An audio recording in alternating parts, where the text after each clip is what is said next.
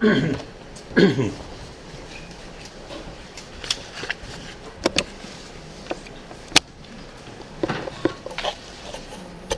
I break it? Not yet.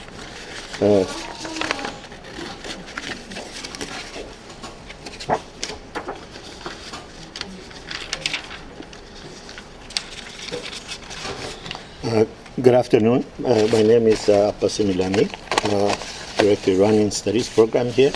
Welcome to our event tonight. Let me say one word about our next event and one word about our last event that is not in this sheet. If you have this sheet, you can pick it up on the way out. And before I forget, those who are students, there's a sign-up sheet here. Please sign up before you go. Although you don't have to, I recognize you, but if you sign up, it's easier to keep long-term track of it. On May 25th, we have Dr. Shirvani from World Bank is going to be talking about Iran and the World Bank, awaiting the gold rush. After that, huh? The speaker is not working. We don't have a speaker. I just have to project. I'm not very good, huh? We can set it up. No, I don't think we need that. I can just speak a little louder. And on May 30th, I'll tell you that one as well. On May 30th, we have Vali Mahlouji coming from London. He has been doing remarkable work on sort of doing an archaeology of Festival Shiraz, collecting all that we know about Festival Shiraz. He's curated a couple of shows in London, and he's coming here to essentially talk about that very important cultural event in the last decade of the Shah's period. We have added one program to this list. It's the last program of our quarter. It is by Dr. Mohsen Meskaran, who is now economist working as a research fellow as part of the Iranian Studies program. We have a project here called Iran 2040 project, and Dr. Meskaran is one of the people working on it. I strongly urge you to go on our website and see the articles that they have written. They now have 3 articles that they have written, and one of them is on this issue of water and water supply and cultivable land in Iran. They've done a remarkable job of doing satellite imaging of every inch of farmable land in Iran and every drop of water, and I've mapped it out and can tell you with some precision how many people Iran can actually feed, and whether Iran actually has the capacity to feed 150 million people, as Mr. Khamenei hopes. So these are the rest of our events. If you are not on our mailing list, please sign.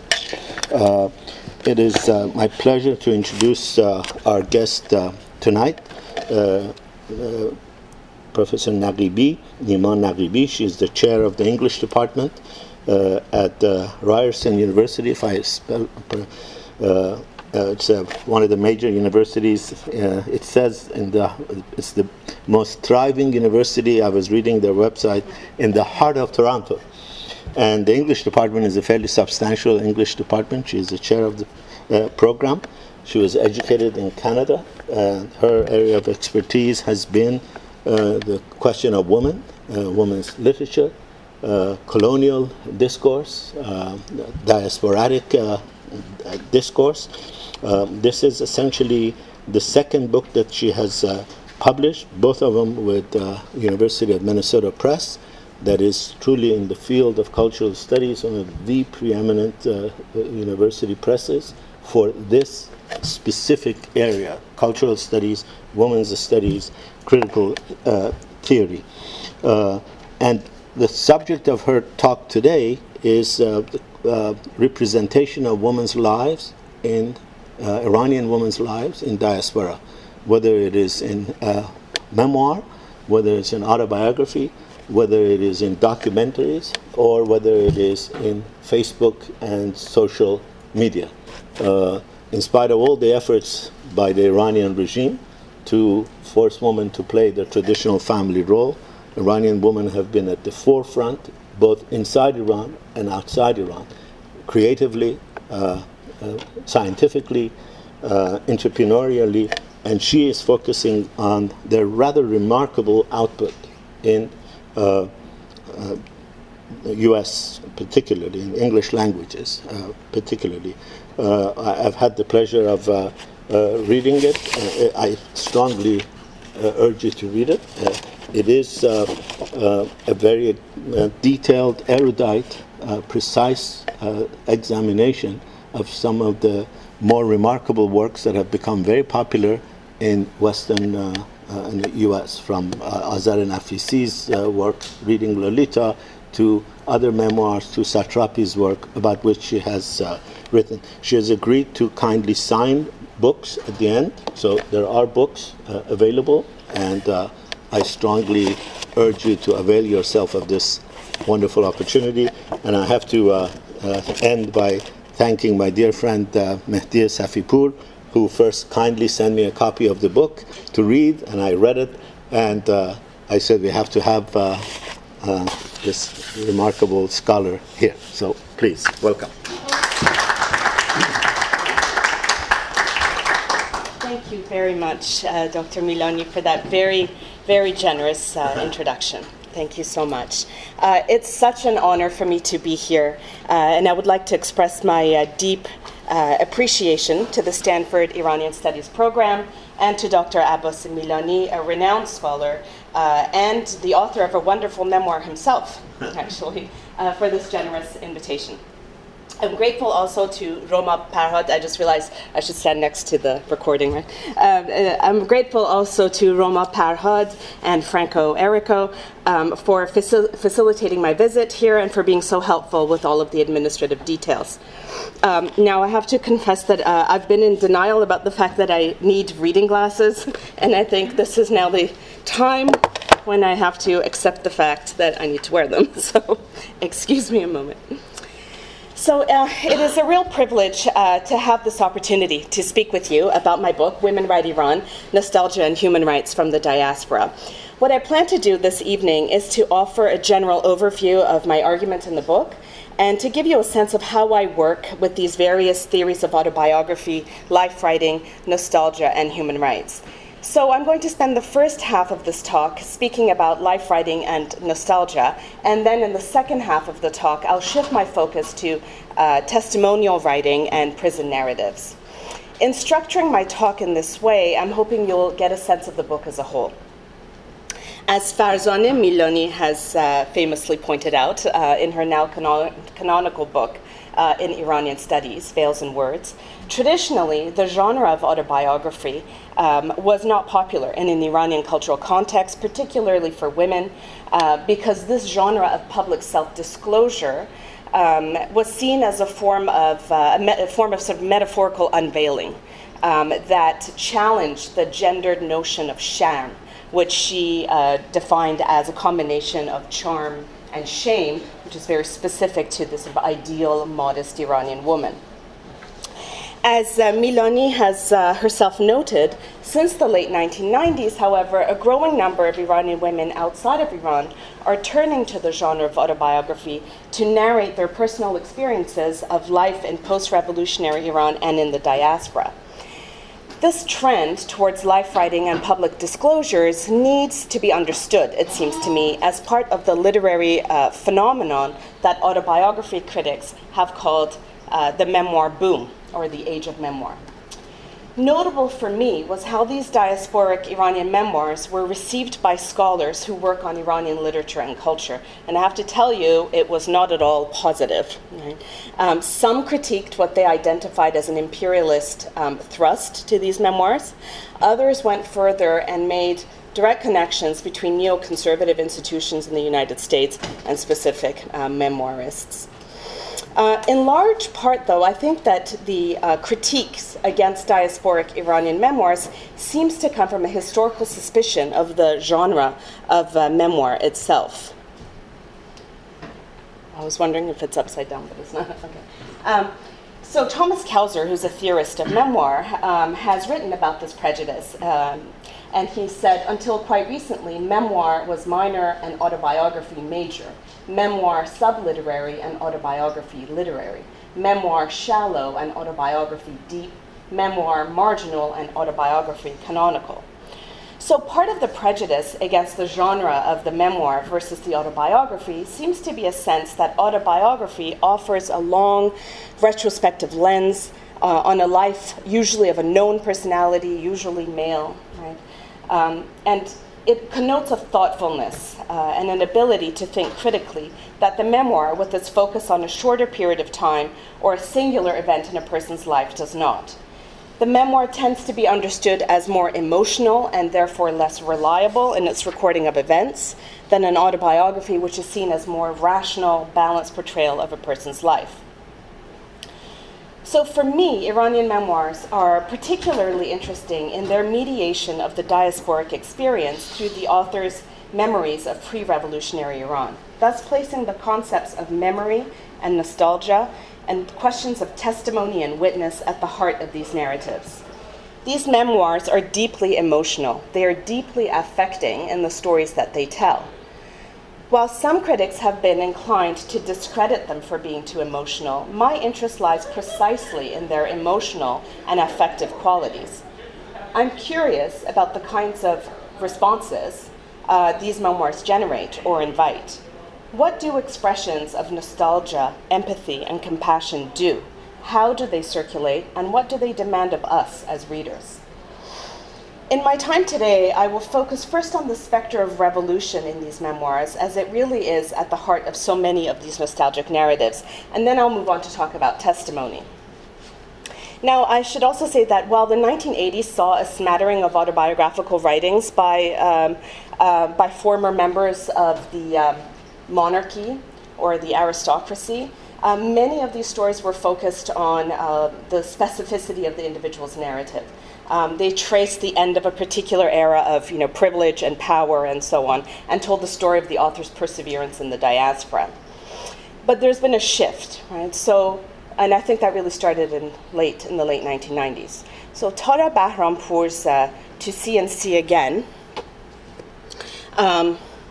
A Life in Iran and America, and Gelare Asoyesh Saffron Sky, A Life Between Iran and America, were the first texts by a generation of authors whose childhood was interrupted by the violence of revolution. This is the generation of Iranian youth, sometimes referred to as the burnt generation. Too young to have participated in the events of the revolution, they were nevertheless deeply affected by it. Like Majan Satafi's child avatar in her graphic narrative, Persepolis, Persepolis 1 and 2, this generation served as witnesses to the unfolding of history, but without the ability to engage in any meaningful way with the events that transpired. In other words, history happened to this generation, and without their input.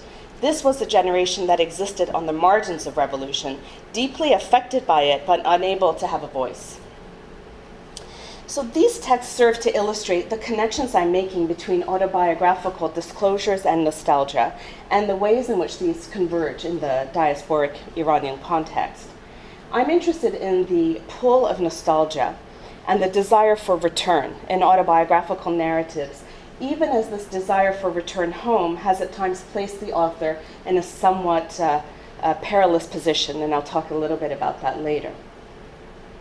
To See and See Again and Saffron Sky chronicles the narrator's hyphenated lives as they move between Iran and America in the aftermath of the 1979 revolution. These autobiographies, published in 1999, are the first among a now substantial corpus of texts by a generation of diasporic Iranian women, many of whom experienced the 79 revolution in pre or early adolescence and then immigrated to the West with their families. So this particular wave of Iranian memoirs is produced by authors whose childhood was interrupted. Thus, the predominant sentiment in these texts, nostalgia for a lost and idealized childhood, is deeply bound up with nostalgia for a lost pre-revolutionary nation. These authors pen nostalgic reflections of their past, inflected with a keen longing for home. For diasporic writers, unlike for travel writers, it's the return that's the fantasy, not the departure. For them, there is little romance in being elsewhere. These life narratives emphasize the importance of memory and of a careful remembering, and I'm using this in the dual sense of recall and piecing together, right? Of personal stories of families and friends that have remained half-told, lost in that frenzied shuffle between nations, between an Iran of their past and a North America or Europe of their future. Stressing the feelings of loss that mark the condition of the exilic diasporic subject, Bahrampour's memoir encapsulates the anxieties of cultural, emotional, and geographical displacement reflected in the life narratives produced by Iranian women in the diaspora. Here's a quote that I really like, that had a really profound effect on me, and that illustrates quite succinctly the diasporic anxiety about which I've been speaking. So Bahrampour says, "In Iran, your place becomes empty when you leave and stays empty as long as you are away. But what if the one who leaves forgets about his empty place? What if, by living so long in America or England or France, he starts to become part of those countries and no longer remembers his original home?" The Iranian expression, "your place is empty," implies that the memory of a person remains alive in the hearts of those left behind, and that the exilic subject can always find and reclaim her place again upon her return home. But the anxieties that are part of the diasporic condition lead Bahrampour to wonder what might happen if she forgets the sounds, the smells, the rhythm of life in her home country, and through this forgetting lose a piece of her identity, herself. What happens to a person who, by force of historical events, leaves her home never again to return? How does she preserve the memory of her personal and cultural history while managing to navigate a present reality, a new life in a foreign land?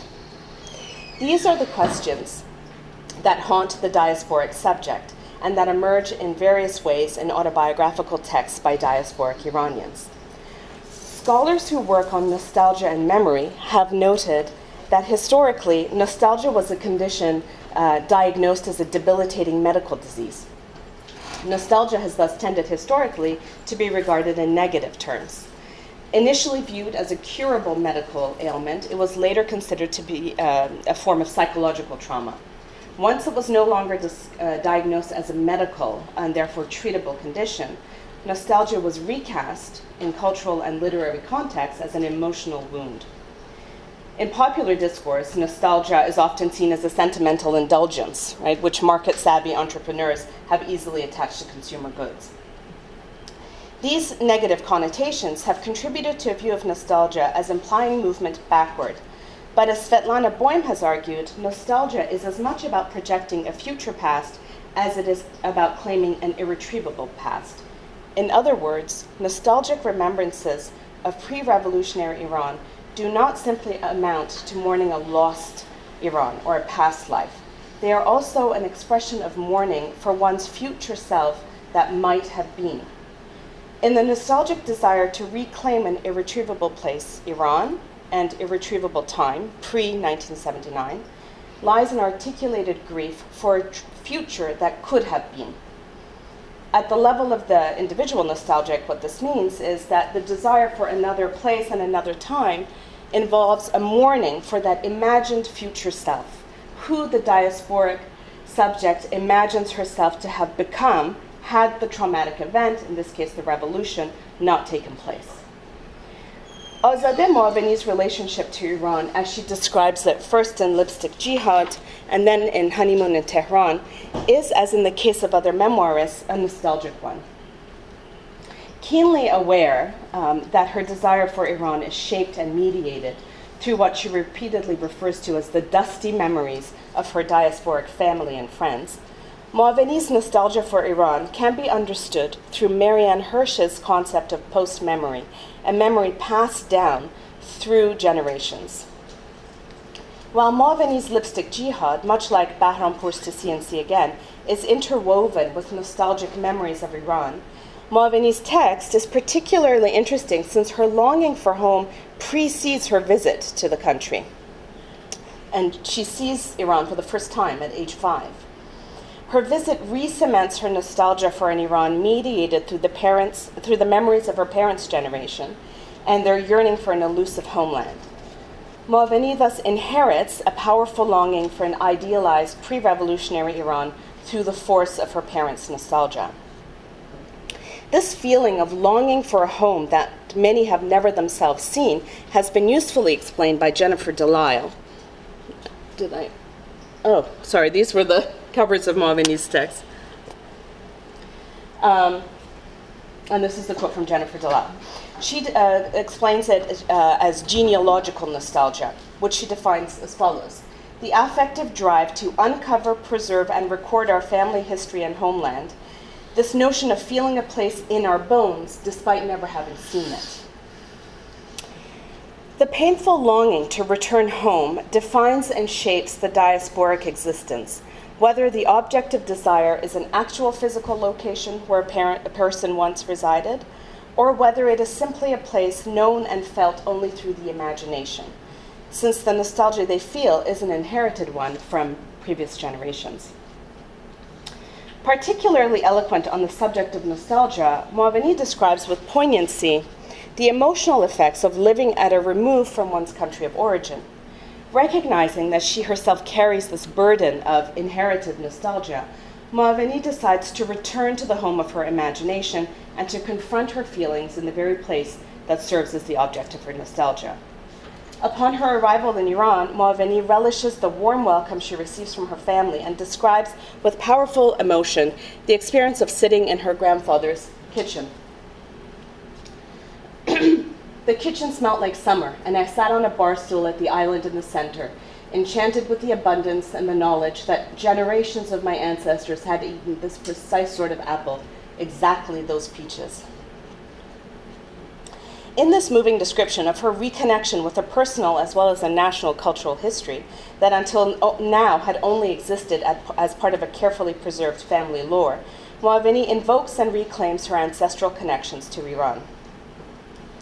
Despite her sensitive descriptions of how nostalgia shapes the life and emotions of the diasporic subject, Moaveni is at times quite hard on diasporic Iranians and their nostalgic relationship to an Iran to which they will not or cannot return.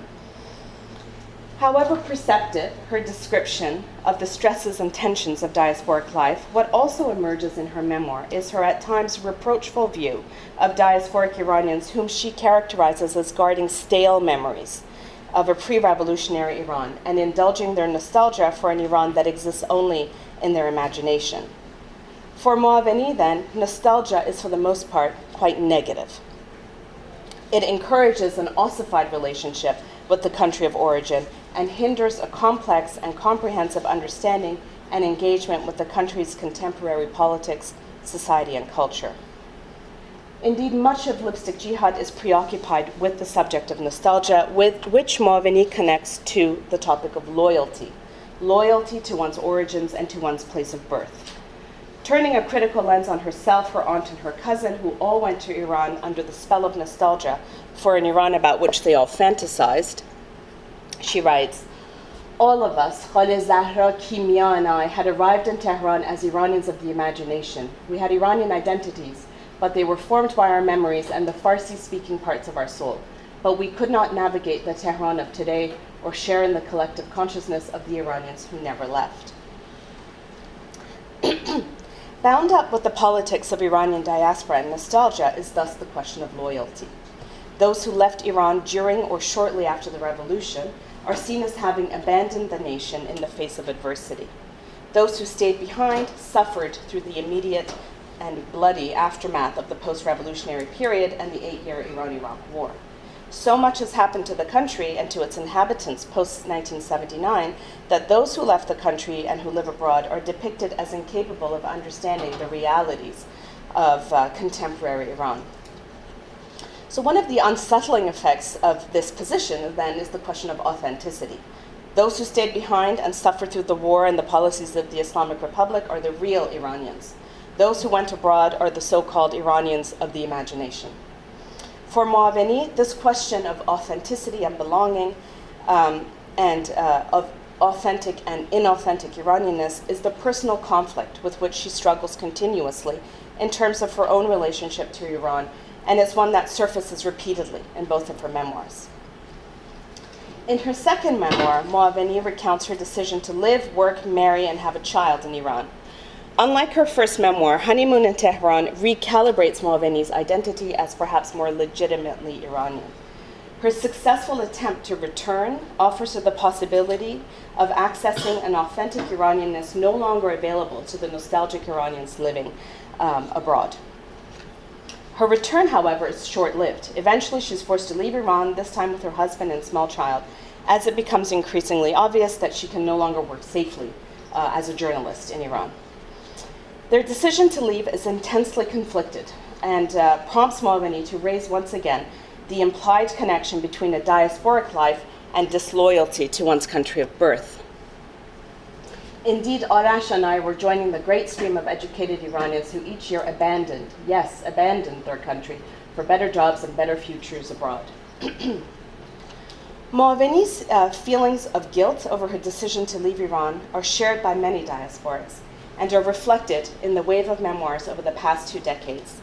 At the heart of many of these texts lies the author's struggle with her distance from Iran, her desire to be relevant to the country's ongoing political concerns, and an anxiety that this distance disqualifies her in having a stake in the future direction of the nation.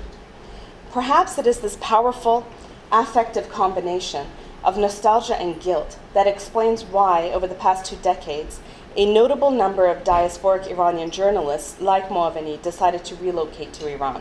Following the siren song of the promise of home and belonging, numerous diasporic journalists have returned to their country of origin, but then found themselves forced to flee in the face of threats to their personal safety, as in the case of Moaveni herself.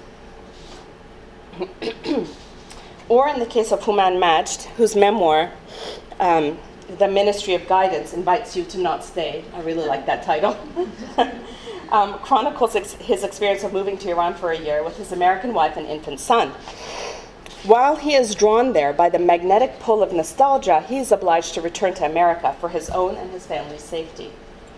In more dire cases, journalist authors such as Roxana Saberi, Maziar Bahari, and Jason Rezayan have gone to Iran motivated by nostalgic reimaginings of their relationship to their native country, and perhaps to exchange their post-memory of Iran for their own lived experiences. All 3 found themselves imprisoned as a result.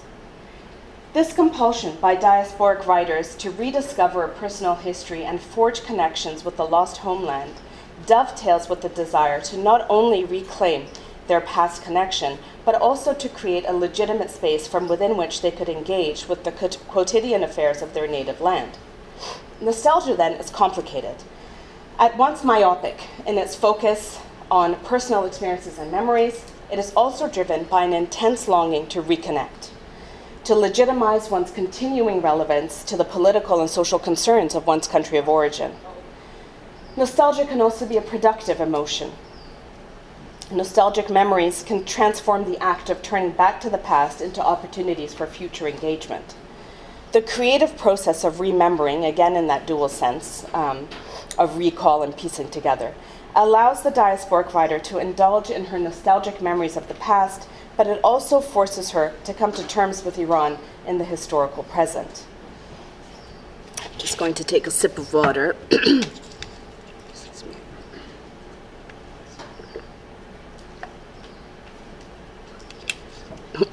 Excuse me. So, having raised the specter of prison narratives a moment ago, this is perhaps a good moment to shift my discussion to the second half of my talk, which is on prison narratives.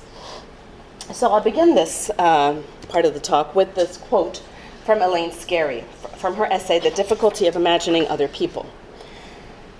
And she says, "The human capacity to injure other people has always been much greater than its ability to imagine other people. Or perhaps we should say, the human capacity to injure other people is very great, precisely because our capacity to imagine other people is very small." I use this quotation from Elaine Scarry's powerful essay on the limits of human empathy and the seemingly limitless capacity for human cruelty as a starting point to this discussion of prison narratives, as it focuses our attention on how suffering is expressed in narrative. And it requires us to think about how we read narratives of suffering.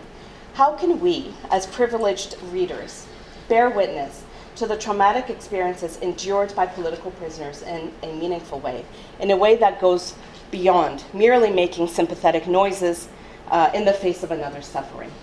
How can we, as readers located in the West, read and engage with narratives of violence, torture, imprisonment, and suffering, particularly when these narratives depict experiences in cultural and national locations with which the West has a compromised and often vexed relationship? Beginning with Marina Nemat's Prisoner of Tehran, 2007 saw the proliferation of diasporic Iranian women's prison narratives written in English. Other prison narratives published in 2007 include Camelia Intikhabi Fard's Camelia, Save Yourself by Telling the Truth, and the collection We Live to Tell, Political Prison Memoirs of Iranian Women. These were followed by Zahra Qahramani's My Life as a Traitor, Haleh Esfandiari's My Prison, My Home, One Woman's Story of Captivity in Iran, Roxana Saberi's Between Two Worlds, My Life and Captivity in Iran, and most recently, Shahla Talibi's Ghosts of Revolution, Rekindled Memories of Imprisonment in Iran.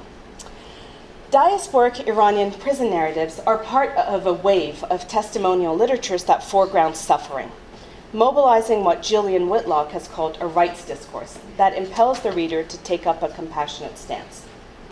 The emotive power of humanitarian narratives is particularly significant for generating ethical and moral responses to the suffering body. However, as Joseph Slaughter and Sophia McClellan have cautioned, we live in an era when the language of human rights is everywhere, and therefore nowhere, because it has become a tool wielded by both the left and the right to serve their own political agendas. Cultural critics, then, need to engage with the question of humanitarianism and human rights while remaining vigilant against the possible emptying out of the meaning and the power of such terms as human rights or social justice. The proliferation of humanitarian narratives through the genre of the diasporic Iranian prison memoir is critical for engendering Western sympathy for the suffering Iranian subject. It is worth examining which narratives have a wider reach. Why do some stories engender more sympathy than others? One answer, I think, could be that readers respond to what is familiar to them. So Julie Rack has made this argument about the appeal of genre. There's a familiarity and a comfort in repetition. So I suggest that some of the more popular prison narratives deploy recognizable narrative codes and genres that appeal to a wider audience, such as, for example, the captivity narrative or the romance novel. North America is where the captivity genre originated, and it can be traced back to an early modern Western literary tradition that reflects Western anxieties about colonial exploration and exploitation. Captivity narratives usually involve a physical, usually sexualized threat of the male native other to the vulnerable American or British female body. This popular genre, with roots in 17th century New World contact narratives, experienced a resurge in popularity with Betty Mahmoudi's Not Without My Daughter, published in 1987, as both Farzaneh Milani and Gillian Whitlock have observed. The popularity of prison memoirs, such as Nemat's Prisoner of Tehran, Qahramani's My Life as a Traitor, and to a lesser extent, Intikhabi Fard's Camelia, can be in part attributed to the fact that they fulfill North American readers' expectations of what constitutes a female captivity narrative. In the tradition of the captivity genre, their stories are both racialized and eroticized. And I want to just make clear that I'm not taking issue with the truth of these authors' accounts of their brutalizing experiences in prison. Rather, I am trying to point out that the recognizable genre of the captivity narrative invokes a familiar threat, the vulnerability of young women in the face of powerful, dominating men, often in a racialized context. Working within the generic tradition of colonial stories of captivity, Nemat's Prisoner of Tehran sets up a dichotomy between Nemat's own more civilized Christianity and the barbaric, in this case Muslim, worldview of her captors. Thus, the fictional tropes of the captivity narrative, which has Christian inflections, are familiar to Western readership and risk confirming, rather than contesting, generalized images of a threatening Iran. In her memoir, Nemat details the conditions of her arrest and imprisonment at age 16 in Iran's notorious Evin prison. Nemat is tortured and sentenced to death, but is dramatically rescued moments before her execution by her interrogator, who forces her to marry him. It's a sensational story in which her interrogator/husband is soon murdered by his own colleagues in Evin. But thanks to the help of her in-laws, Nemat is released and eventually escapes to Canada, settling and raising a family in Aurora, Ontario, which is a suburb of Toronto, Canada, where I live. In My Life as a Traitor, Zahra Qahramani, arrested at age 20 and held in Evin for participating in student protests, foregrounds her mother's Zoroastrian faith and positions herself as an exotic and pre-Islamic Persian princess. Camelia Intikhabi Fard is Muslim but takes pains early in the book to situate herself within a secular and westernized family. Thus, Nemat, Qahramani, and Intikhabi Fard write about Iran from minority positions. They foreground their minority religious status and their secular westernized position. All three emphasize their Persianness as opposed to a Muslimness reviled in the West.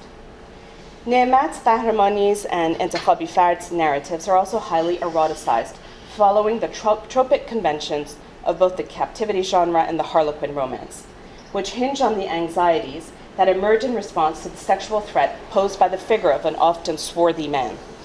All three texts work within a framework of heterosexualized power relations between the male captor and the female captive. The figure of the brutish lover won over by a diminutive, meek young woman, conventional in popular romance, is a feature shared in both Camelia and Prisoner of Tehran, although Intikhabi Fard presents herself in a more active role as her interrogator's seducer, while Nemat remains an unwilling and passive victim. What I'm suggesting is that the familiarity of the romance captivity narrative is what may account for its wide appeal to Western readership. Indeed, Nemat has become a minor celebrity in Canada. It also accounts for the angry rejection of this narrative by some former Iranian political prisoners, many of whom now live in Canada or Europe.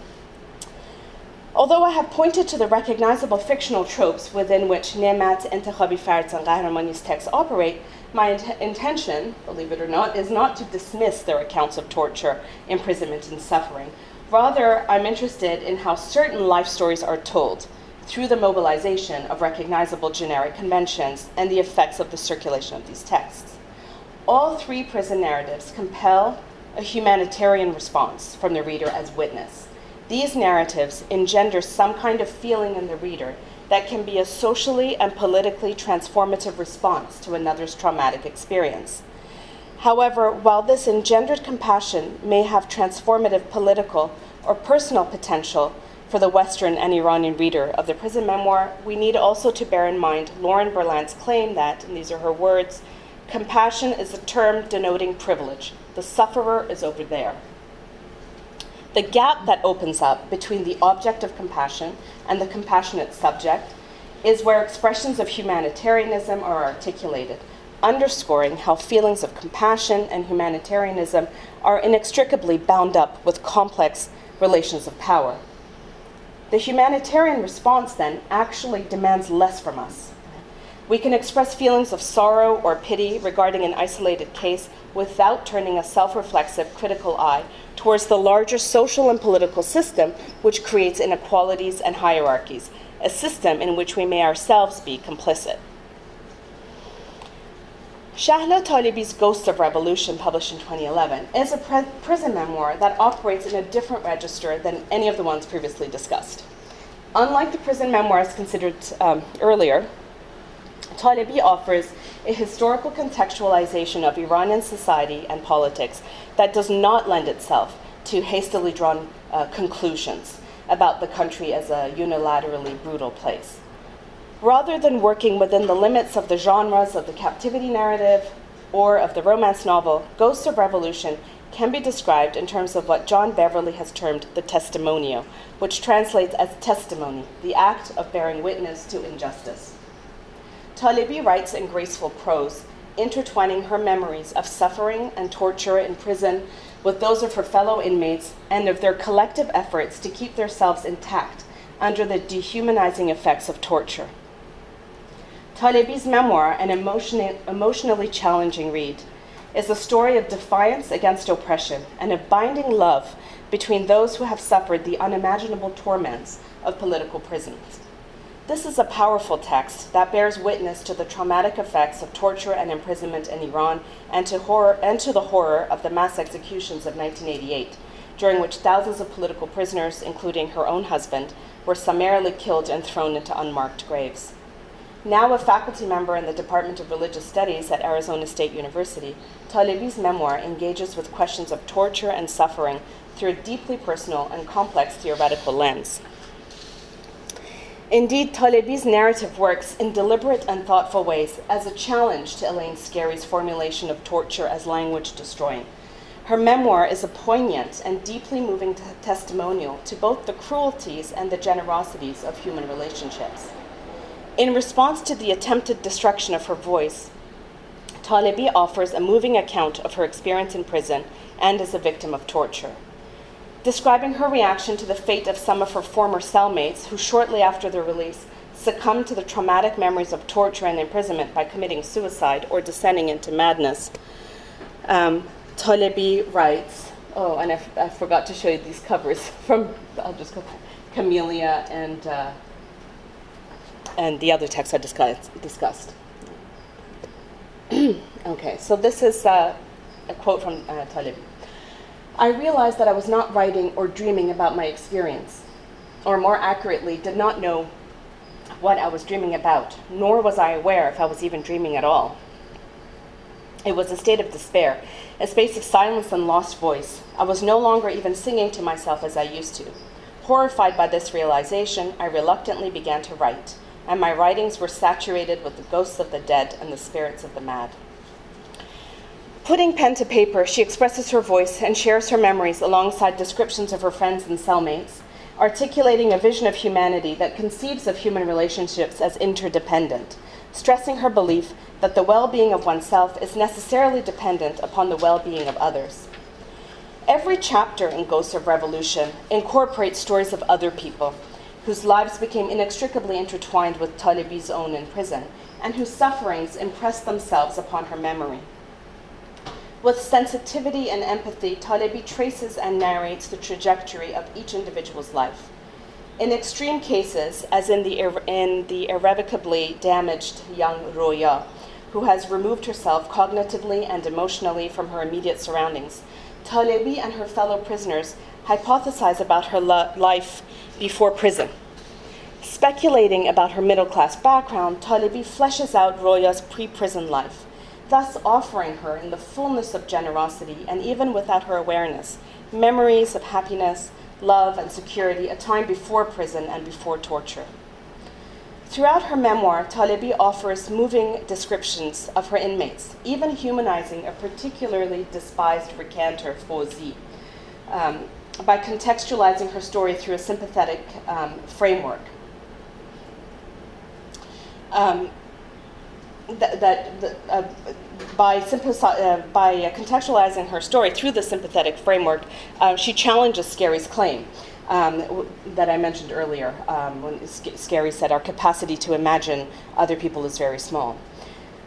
Talebi intertwines these descriptions of others' lives with memories of her own past, of her family, and of her husband, who was executed in 1988. In Ghosts of Revolution, Talebi puts forward a vision of the individual as always already contingent on another. In an example, Talebi relates the story of Sudi and Behruz, who were subjected to torture in the same chamber. As related by Sudi, even in the extremities of pain, Behruz was full of love and empathy for her suffering and gave her the tools with which to survive, even as he knew his own death under torture was inevitable.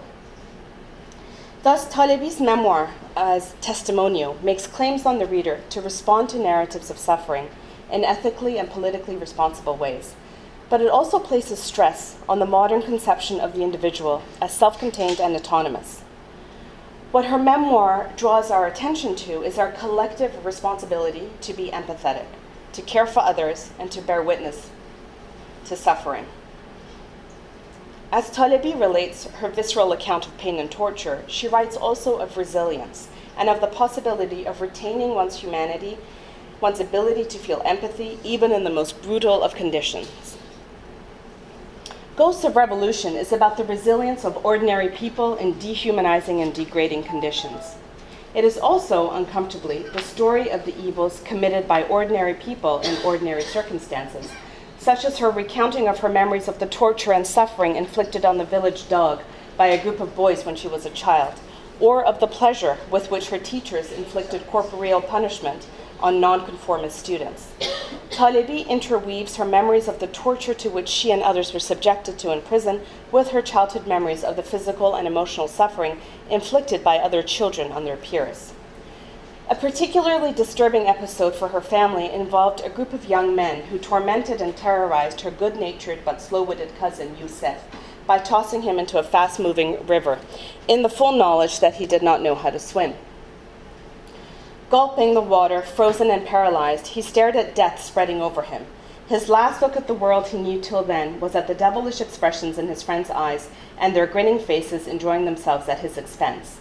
This time of eternity for Youssef was also the moment of exceeding pleasure for his co-workers, an instant during which Youssef crossed the line to the world of the absolute other. Drawing comparisons between this instance of group violence and the mass prison killings in 1988, she writes, "The way that everyone seemed to have played a part in drawing Youssef to his final destination reminds me of the massacred political prisoners in the summer of 1988. The prison officials pursued a policy of having everyone's hands in the system covered with prisoners' blood. It was to keep everyone silent about the massacre, for if they spoke, the secret of their own role in the crime would be revealed." Talebi's memoir thus extends a significant challenge to readers. It requires us to self-reflect in ways that can be deeply uncomfortable, asking us to imagine not only the suffering of others when they are at a safe remove, but also to reflect on the disturbing affinities between the cruelties to which human beings subject each other in their quotidian lives, with the torture and betrayal of friends and cellmates in a heightened, harrowing context such as prison. Talebi's memoir, then, compels us to contemplate and acknowledge in profoundly unsettling ways the limits of our own humanity. Thinking about memoir as a genre that generates feelings of empathy for the suffering of another, and as a mode of expression that humanizes another, affords us an understanding of the prison memoir both as a testimonial that bears witness against injustice and as a humanitarian narrative that demands of us to rethink our conceptions of ourselves as self-contained individuals. The prison memoir places stress on our ability to feel empathy and challenges us to articulate an uncompromising commitment to an ideal of human rights that is inclusive of all. I'd like to end now by circling back to where I began, to a consideration of how diasporic life narratives place memory and testimony at the heart of their stories. As readers, we're placed in the role of witness to narratives of historical injustices and atrocities. By opening ourselves up to these often traumatic stories, we allow ourselves to be touched by the experiences of others. Once we are touched by their narratives, we can no longer look away or unlearn what we have come to know. The potential of this moment offers, I believe, a glimmer of hope. How do these stories impress themselves upon us, and what do they demand of us as readers? What will we choose to do with the stories that we read? Thank you.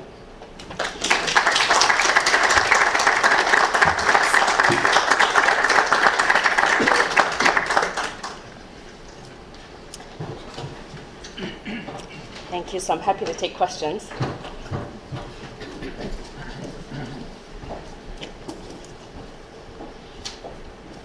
Yes. First of all, thank you very much. That was wonderful. I was curious as to your thoughts on, it seems most of these works, memoirs, are about women. Is it that men are not writing them, or are publishers favoring female stories in order to kind of perpetuate or to feed into that pre-existing notion of the suffering Middle Eastern woman or suffering Muslim woman? I think that's a great question, and it's something that I've been thinking about a lot because something has changed recently. There are more men publishing memoirs now, to prison memoirs and all kinds of memoirs. But it's true that when this diasporic memoir boom, if we want to talk about it, was really predominantly written by women. And I think that there are a number of things there. I think that partly, yes, if we want to be cynical, I think it's publishers were keenly interested in finding stories by oppressed oppressed Muslim women to market, right? So I think that was part of it. But I also think that there's something. For me, it's really interesting that the genre of autobiography was, as I mentioned earlier, that and other scholars like Ryerson and Milani have written about this, that the genre of autobiography was, really not very popular, particularly for women in the Iranian context. So what happens in the diaspora? So there seems to be this moment, 20 years after the revolution, when women all of a sudden feel the need or the drive to write, and to tell their stories. And I think that there is almost a possibility there, being outside of the country of origin and writing in English and not in Farsi, right? It's almost like it offers some leeway. Roya Hakokian has written about this in her memoir, and I've completely forgotten the name of it, but I'm sure somebody here will know. But anyways, Roya Hakokian, and she writes about how she would never have been able to write that story in Farsi. It felt too close, and there's certainly certain cultural codes around gender and modesty and so on that I think would prevent some women from writing in Farsi anyway. Yeah. So it's not fully formed, but these are some of my thoughts around it. Yes, thank you. So, the title of your talk, Nostalgia and Human Rights. The nostalgia part of it, I really get. The human rights part, I really don't get, because nostalgia is something that's universally sensed by immigrant communities, and I think that to the extent that they're written for non-natives that are not from the diaspora is of interest. Otherwise, reading something about your own thoughts and sharing experiences, I don't know how much of the market there is for that. Perhaps you can comment on it. But the human rights part of it appears to me to be, as a follow-up to your question, to be feeding into a narrative that is well established in terms of how the primary readers of these books that are not Iranian would find interesting and reaffirming the perceptions that they have of post-revolutionary Iran. So really, what are the motivations for these writers to write? And that's really a question mark which I genuinely ask. I'm not trying to make a statement, but generally, what are their motivations in writing these things to sort of reaffirm what people already understand and many people of the diaspora find very painful to even consider reading? Thank you for your question. I think that, and so there you had a few things in there, so if I've missed something, please bring me back to it. So I'm trying to think about where to start. First, let's talk about audience, right? Because I actually am not sure that these texts, I'd have to disagree, that these texts are written for primarily a non-Iranian audience. I think they're written for, sure, a Western audience, but also for specifically diasporic audience. For example, and there's such a, there are so many books that I think it's difficult to lump them all into one category, which is why when I spoke about prison narratives, I actually didn't just want to talk about Talebi that is my favorite book, obviously, as was probably evident. But I did want to sort of show the nuances that, yes, there are some narratives like Prisoner of Tehran that fall into this category that offers the Western reader what they already know, right, about Iran. But what do you do with a text like Talebi's that's actually quite nuanced, extremely complex, very difficult to read? There are, I think, more and more texts like that. I think that these diasporic stories are not just telling us what we already know as diasporic subjects.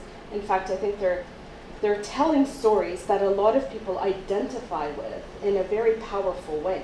For example, the Tara Bahrampur, although they're different generations, but listen to the people of the same generation, Tara Bahrampur and Satrapi, for instance. They were both about 10 or so when the revolution happened. And I have to say and so they're speaking from as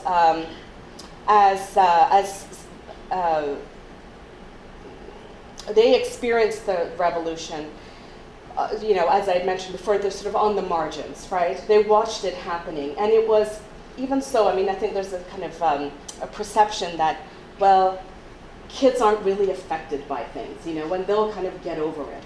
And I think what these stories are actually showing is that, no, the experience of the revolution was very much at the heart of their experiences, right, as children. And trauma works this way. Trauma works belatedly, right? So it took 20 years after the revolution for these narratives to start coming out. And I think this is a great example of how trauma works belatedly, the working through of trauma, right? These stories it's almost therapeutic. And there's a term, Suzette Henke uses the term scriptotherapy, sort of writing as a therapeutic process. And I think that some of these texts really fit that mold. The kind of working through those difficult experiences of revolution, whether they were children or whether they were actually actively participating on the streets. And then that generation, Moaveni's generation, who sort of inherits this nostalgia.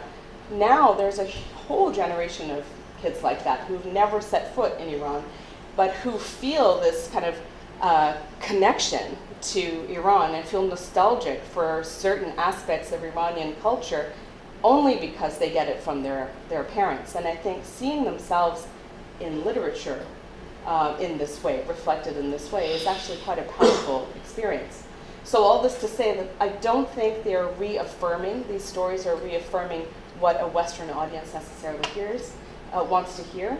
I think that the narratives are a lot more nuanced than we might think, actually. In terms of the human rights piece, I guess I'm interested in what Shahda Talebi is doing. Right? That she's, and I'm an English studies scholar, so I'm interested in stories, right, and what stories can do. And I think that the telling and the retelling of stories, passing stories down through generations, is a very powerful thing, a very important way of, I don't want to make a reductive statement here by saying, if we tell the stories, there will be no more atrocities, right?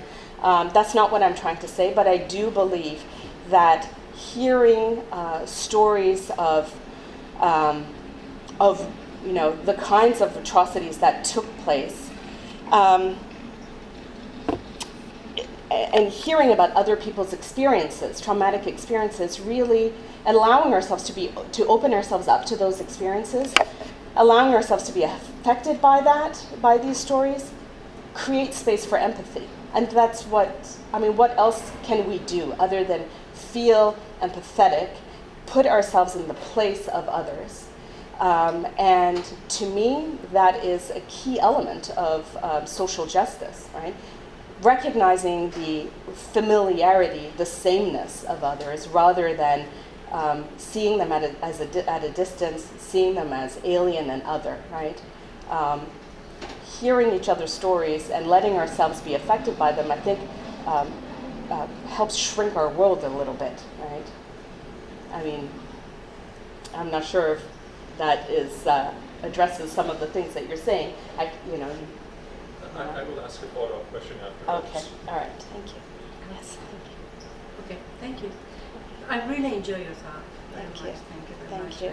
I wish you had time to go over, more details. I'm sure you've done extensive research. My question is about, in your research, exactly the generation that you were talking about, before generation were children, like a 10-year-old, like Marjan Sartapi. Have you noticed that that generation were participating in revolution, were young and involved, whether they were actively political or not, but they remember they were adults?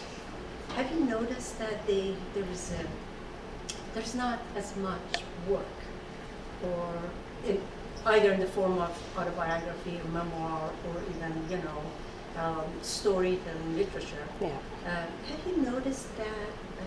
Because to me, not doing any research, there's a huge gap. But I don't know. Since you've done your research, I was wondering if you have noticed such a gap, and if you do, what do you think? What are your thoughts about that?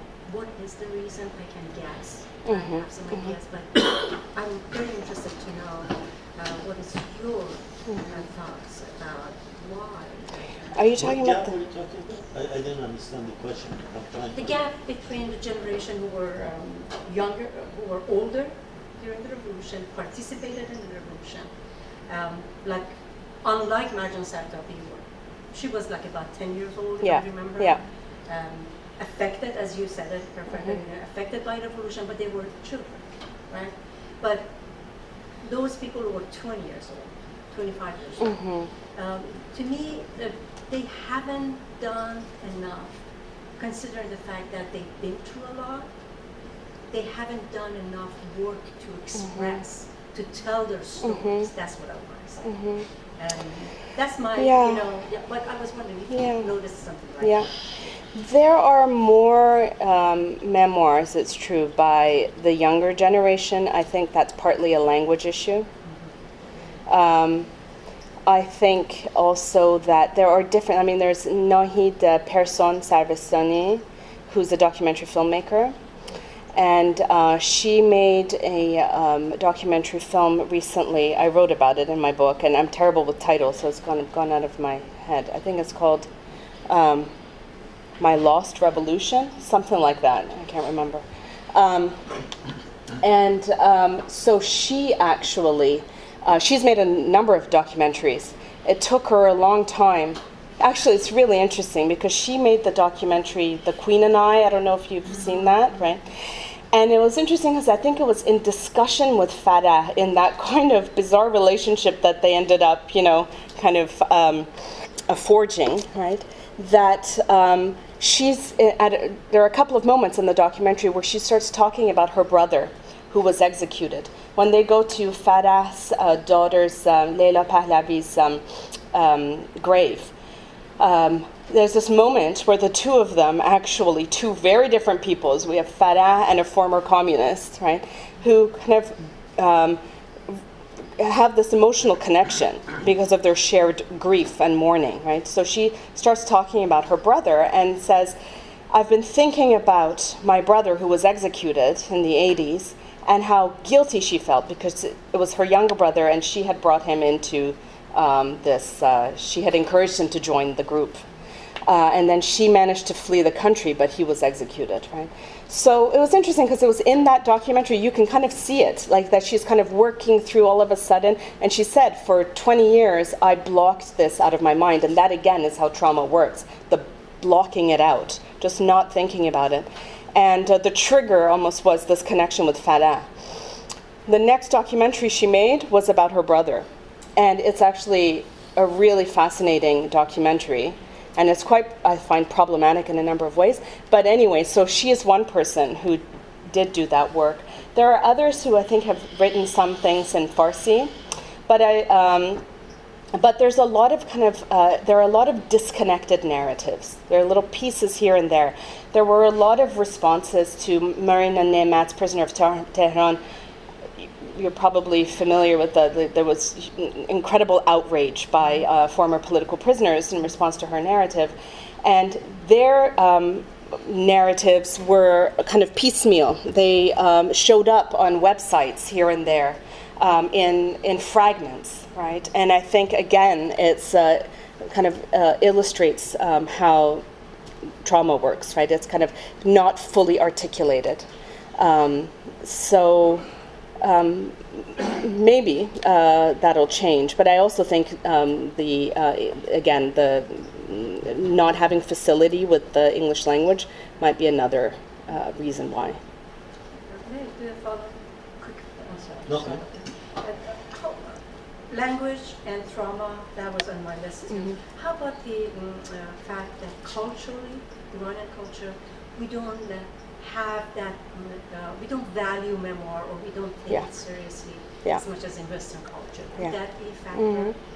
That could be a factor, although I think it was the same in the West, right? As you know, with the quote I showed you at the beginning by Thomas Kausers, where he was talking about that difference between memoir and autobiography. Memoir has always been seen as the lesser genre, right?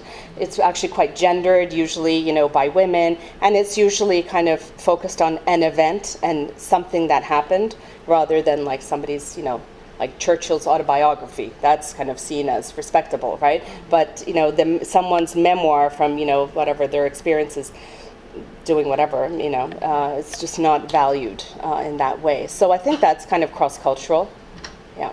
But I also think it's changing with this memoir boom. There's certainly a readership for it. People want to read memoirs. Yeah, I think Dr. Milani on that. Yeah.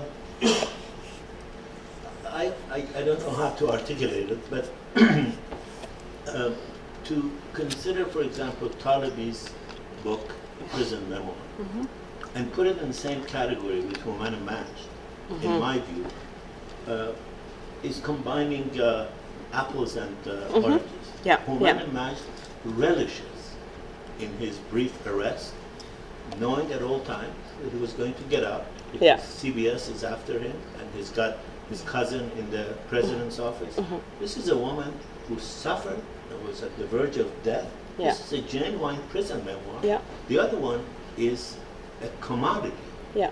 And to call them both a prison memoir, sort of, I don't know. I know Yeah. there's no other name for it, Yeah. but No, actually, perhaps I misspoke, because I actually don't. I don't even talk about him in my book, but I didn't mean to call it a prison memoir. I wasn't putting him in that category. I just mentioned him as an aside, really, as just part of a group of journalists who have felt compelled to return, right, through this kind of siren call of nostalgia, and then had to turn around and leave again really quickly. do they return for nostalgia, or is it their job? I mean, he goes. No, for his job. He wasn't working when he was there. He took a 1-year sort of sabbatical from his job. He very expressly did not work there as a journalist. He wanted to go there for 1 year. Translator. He worked as a translator. Did he? Okay. Yes, for his Okay. relative, famous relative, the president. Okay. And that becomes Right, the right, badge right. of honor for the text. Right. And then he goes back, and then he writes another memoir that very much traffics in Yeah. the idea Yeah. that I was the translator. I mean, I don't mind Yeah. that, Yeah. but it's very different than Talib. Oh, yeah, who's a absolutely. heart-wrenching story of despair and ritual death. Yeah, I agree. Yeah, and I certainly wasn't putting them on the same, in the same category at all. I was just trying to show you a range of memoirs in these 40 minutes, just because they're all very, very different. In fact, it's really difficult to talk about this alongside even Satrapi. I mean, they're totally different memoirs, right? But I was just trying to give you an overview of the different categories, the different genres. Yeah. Yeah, and thank you. I think so. Okay.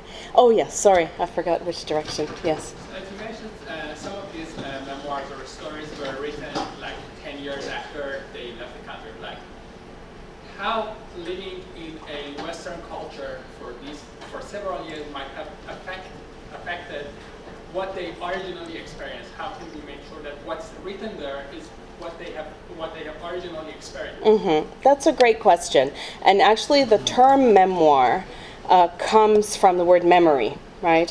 And so there is, and I think memoirists, if they're genuine and honest about it, will say that, I'm working with memory, which is a notoriously unreliable faculty, right?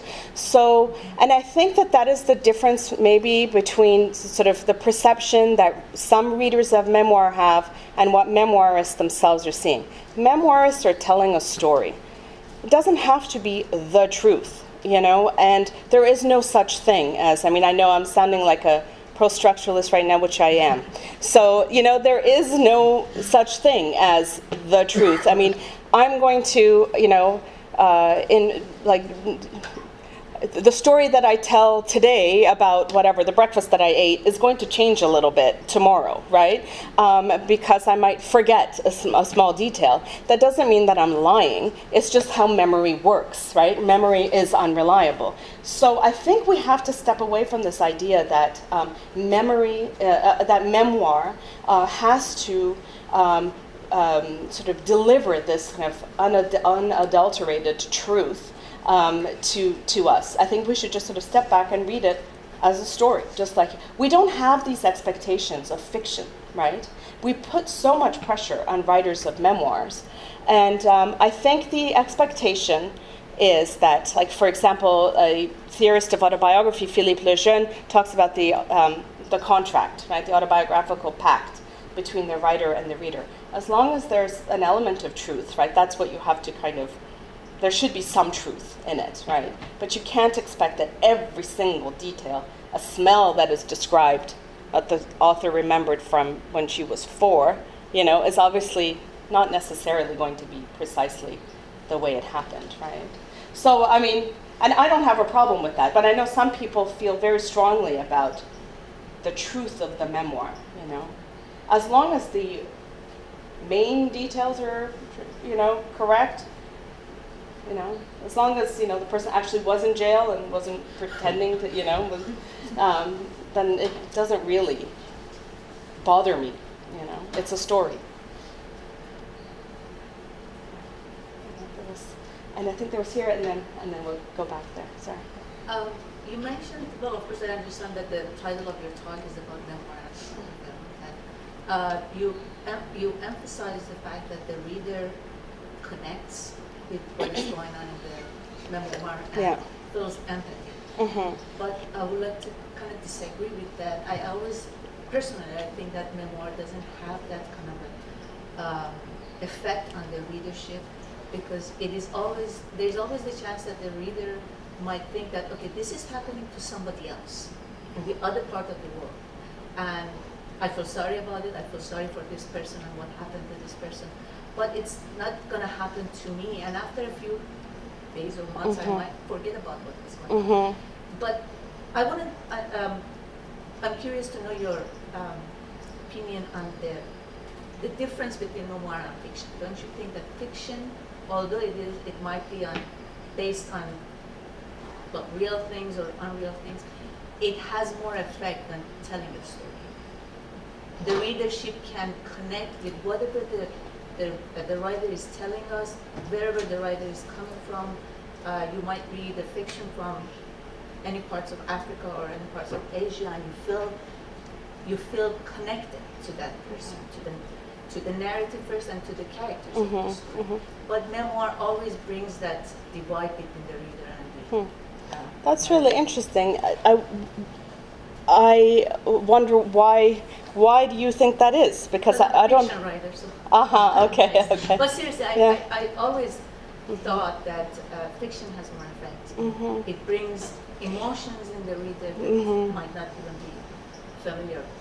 I don't necessarily agree with that. Yeah, I mean, I think it just depends on what genre you like, right? What, I do see that, I find it interesting that in generally, this generalization now, but I found overall the Iranian community has not reacted well to the memoirs. And I find that interesting. We're so hung up on the capital T truth of, and maybe it's because everybody feels so invested in the story of Iran that is told in the West, right? So people get very angry about how a certain event was described, and I find that curious. I think it's just a general a general hostility to the genre. But I don't have that hostility. pardon? I don't have that Yeah, hostility. yeah, okay. Yeah, but I mean, I think, but not that it's, I'm not, I find that interesting, because why is that? Is it because so much of, Iranian culture is vilified in the Western, context that people just are so invested in having, one narrative, about Iran? I don't know. One thing I can add, it doesn't help the discussion, but even in fiction, I always think that using the pronoun I Yeah. makes that separation. Really? Okay. You don't think it actually draws people in more? Again, it might draw the Yeah. person in, but it's like, as I said, it's happening to somebody else. Okay. That's interesting. That's my say. Okay. But in America, that's not true. This might be your experience. There is actually a case where a woman publishes a fiction called The Kiss. It sells a few thousand copies. Then she republishes virtually the same, and calls it a memoir. It's a memoir of her relationship with her father, and it becomes an absolute bestseller. Yeah. Yeah. Because this is a culture of Oprah. Yeah. Yeah. It is the culture of Yeah, it confession, is. the culture of reality TV. So if you render it in fiction, it is often much more, particularly in America today. Yeah. I mean, that is a very famous case. So this gentleman Sure. was waiting, and then I'll come back. So I'm actually glad that I waited to have the follow-up, because it's very much in line with what was said, and it really goes back to my original point about who the target audience is, because I don't think Iranians, and, you throw things at me, I don't think Iranians are necessarily avid readers. The medium of reading a book is really not the medium by which It's not what? I'm sorry? What was the last word? The medium by we're not avid readers, and the medium of the book is not a medium that we seek to experience and to create empathy for others. I'm from a religious minority, and I really don't see any works out there. And in a way, I don't think it would have been very effective if creating empathy was to be created through informing by writing. I think in general we seek other means to get our information, and you're absolutely right. Our perception of truth, our own version of truth, becomes a barrier to exploring other alternative facts, as the term is today. So in that regard, I'm still, despite the fact that I appreciate the points that you made earlier, it's hard for me to imagine these works to have been created and written with the motivation that they would be read by the diaspora. The language in which it's written for the generation that I'm from, many of them really would not be at ease in reading it. And the younger generation, their association with the culture of their parents, I really wonder, again, amongst Iranians, I'm just not sure. And I don't know what data is there to support it, that in fact the prints, the number of editions of these books that are printed, to what extent they are being bought up and consumed by the diaspora. I don't know if there's data for that, but I just don't think book sales are really an indicator of our interest as a community. Well, I don't even know if we can talk about an Iranian community. I mean, how can we do that? We are an incredibly diverse community, and with some common traits. Pardon me? With some common traits. Sure, with some common traits, right? But I mean, I think, with all due respect, I mean, to say categorically that Iranians don't read, it makes, I'm depressed when I hear that. Don't say that to me.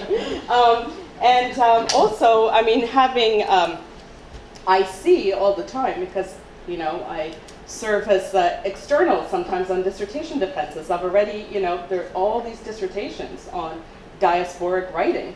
I go to Iranian studies conferences. We have panels on diasporic writing. People are reading these texts. Diasporic Iranian scholars are reading them. They're writing about them. They're writing dissertations. That's what I'm trying to say. They're the scholars. Those are the exceptions. We're in the business of reading these things. We're talking about millions of Iranians. And yes, when you go to these conferences, particularly you go into these conferences, it's really a very tiny slice of that community. Okay. I mean, I guess we'll have to, disagree on this one, right? Because I don't have the data to support that, and I don't think you do either, right? So, but I'd like to think that more people are reading than you think. I'd like to think that anyway. And you and I'm just going to add something to what the Shirina was saying, that back to the question of the culturally, maybe I'm still thinking about the older generation, why they don't write memoir, and I'm thinking part of it, besides language and trauma, I think trauma is more important than language, the fact that we were raised to not think of ourselves as I. Yeah. But it is very much American culture, Western culture, Canadian culture probably. They're comfortable with that. Yeah. And as you said, when you read a memoir, it is well understood in this culture that that's your perspective. But in our culture, at least my generation growing up, it was considered as being arrogant to talk about I and using I. Yeah. So I think there's something, I don't want to say it's good or bad, but I just have a sense, feeling that there's something about Iranian culture, that the memoir, writing memoir, is not very accepted or popular yet. I hope it will come. No, I think you're right. I mean, that this, the genre is about self-disclosure, right? And traditionally has not been a very popular genre, but it has simply exploded. I mean, I could kind of itemize like the list of books. I mean, you're probably familiar with it. All you have to do is Google search. There are tons of memoirs now, so I think that's changing. I think people are writing about themselves, but it's taken a long time. Yeah. So, yes.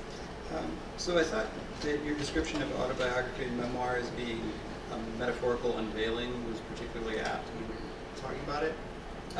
But as you were going through your presentation, I started thinking about it also sort of a metaphorical, like the act of writing the memoir is not only a self-unveiling, but it's an unveiling if you consider like the veil as the nostalgia of kind of the culture that was lost.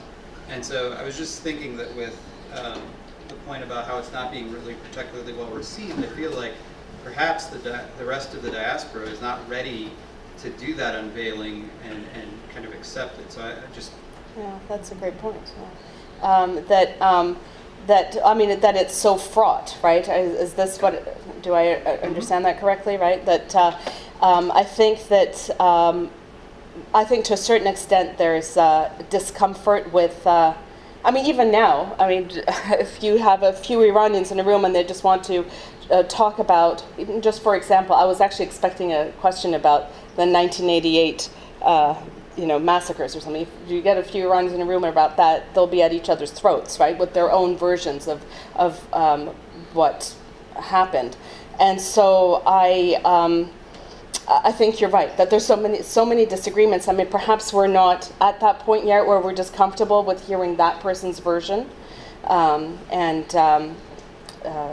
yeah, I would agree with that. The question of unveiling is always a good point to end the discussion. Thank you very, very much. Thank you very much. Your book, please avail yourself.